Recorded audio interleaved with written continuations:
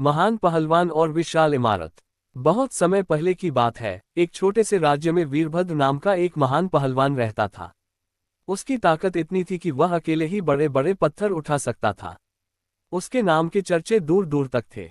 राजा का सपना। उस राज्य के राजा महाराज विक्रमसेन का सपना था कि उनके राज्य में दुनिया की सबसे ऊंची और भव्य इमारत बने।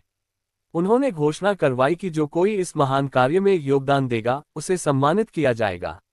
लेकिन समस्या ये थी कि इमारत बनाने के लिए बहुत विशाल पत्थर चाहिए थे, जिन्हें उठाना किसी इंसान के बस की बात नहीं थी।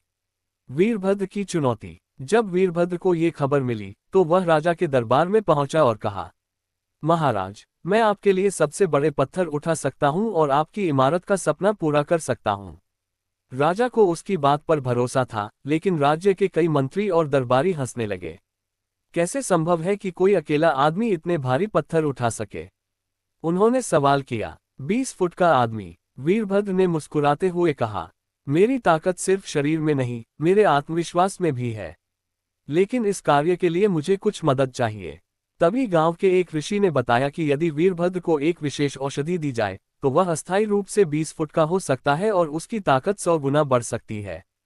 राजा ने तुरंत आदेश दिया कि ऋषि की बताई हुई औषधि वीरभद्र को दी जाए। जैसे ही उसने वह औषधि पी, वह सचमुच 20 फुट लंबा हो गया। उसकी मांसपेशियां और भी मजबूत हो गई और वह हाथ से ही बड़े बड़े पत्थर उठाने लगा। विशाल इमारत का निर्माण। वीरभद्र ने पूरे राज्य से सबसे भारी पत्थर इकट्ठे किए और उन्हें एक के ऊपर एक रखकर नींव तैयार की। उसकी ताकत और मेहनत से कुछ ही महीनों में एक अद्भुत इमारत खड़ी हो गई। यह इमारत इतनी ऊंची थी कि उसकी चोटी बादलों को छूने लगी। राजा ने वीरभद्र को महान पथ निर्माता की उपाधि दी और पूरे राज्य में उसका सम्मान किया गया। कहानी से सीख। आत्मविश्वास और संकल्प से असंभव कार्य भी संभव हो सकते हैं। अगर सही ज्ञान और सहायता मिले, तो कठिन कार्य आसान हो जाते हैं।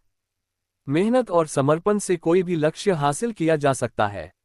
इस तरह वीरभद्र की ताकत और बुद्धिमत्ता